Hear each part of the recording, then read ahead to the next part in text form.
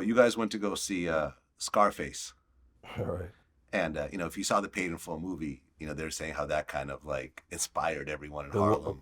it, You saw this Cuban guy become the a country, drug millionaire. the country. It didn't just.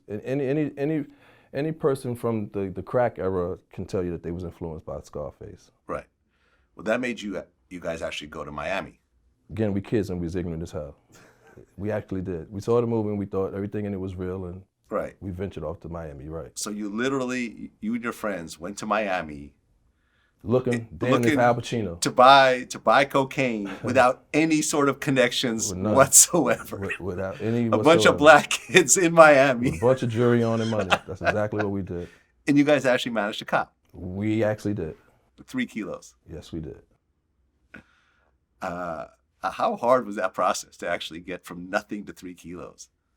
Oh, at that time when we went to Miami, 3 kilos, we was way beyond that at that point. That was just the money we took. Right, but going literally from nothing to get to selling 3 kilos? To get to buying 3 kilos without knowing a single person.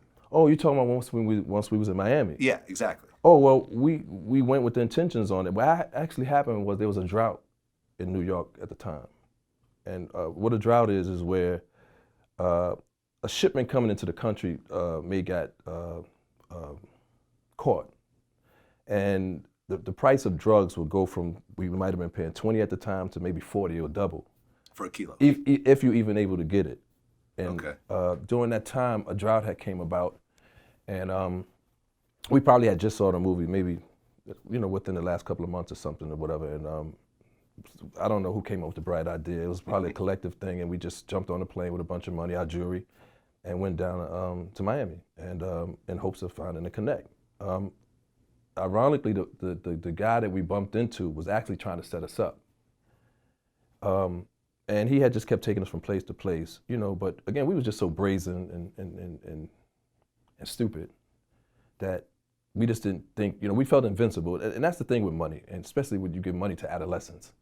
You just think you own the world. Like, you got to figure we were newly rich. There was no precedent set for us. There was no financial literacy. We had money and we just felt like we owned the world. So we was fearless, But we end up actually meeting a guy from Florida, a very well-known drug dealer. He's passed away now. His name is Sam Ferguson. They called him P-Man Sam. He was a very well-known drug dealer down there. And when we met him, he had owned a bunch of clubs and car washes and things of that sort. And when he met us, once we started talking to him, he told us, he said, the guy that that introduced y'all to me, he was trying to stick y'all up, but I guess it just didn't play out. We was from the street, so we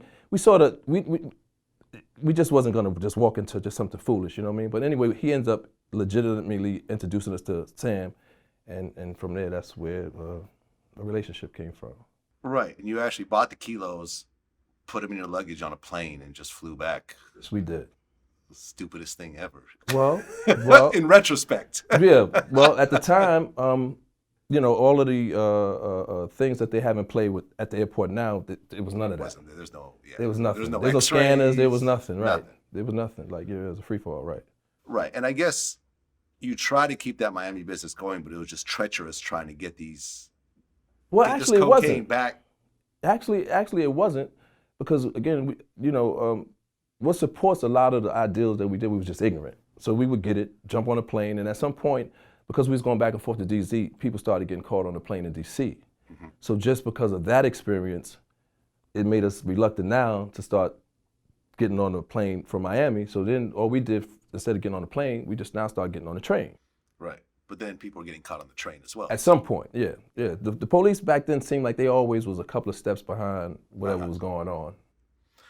I mean, in general, during this time, who was your main plug? Was it still Dominicans? Did you go to Colombians? We sort of like bounced around because, again, the same ideology we used when we went to Florida was what it was in the city. Like, in New York City, especially Harlem, back then, the Colombians were bringing the drugs into the country, and the Colombians had relationships with the Dominicans, culturally, more likely because they spoke the same language, the way the drugs was being shipped in out the country and then brought in. So there's something called Broadway in New York City, and like from maybe 135th and Broadway to maybe up into the 70s in Broadway, you could literally just drive up to Broadway and they just be peddling narcotics on the street. So it just wasn't as complicated as some people would think, but then you always ran the risk of getting robbed, because with that came a lot of, you know, robberies if you didn't know the right person. But it wasn't really that difficult to get drugs. I mean, what made you different from another person is if you met the right individual who got drugs at a certain price, because then that allowed you to always beat out everybody else's price. Right. That was like AZ's claim to fame. He Right. had the plug Right. that was getting. And that's going to be the case in any instance. Okay. Did you ever have that one plug that was just applying yeah, massive weight? Yeah, we did. Okay. And what country did this guy come from? He was a Colombian. Colombian. Right. Okay. Does this have anything to do with Pablo Escobar? I mean, I wouldn't directly know that, like, but you would have to assume that. I mean, if you know your history or anything about narcotics, at some point, the majority of drugs came from one cartel. And Okay. ultimately, once it got to the States, whatever. They never asked you to fly to Colombia to meet, who the plug reported to get a cheaper price, or it never got to that level? No, I think my relationship with the person that I was dealing with was a very intimate and personal relationship, meaning when you start making a certain kind of money and you're getting consignment, then they sort of know where you live, you sort of know where they live, so the relationship gets real personal, real intimate, because at any given time you owe someone millions of dollars, so. Okay. Yeah, but no, it was never nothing like that.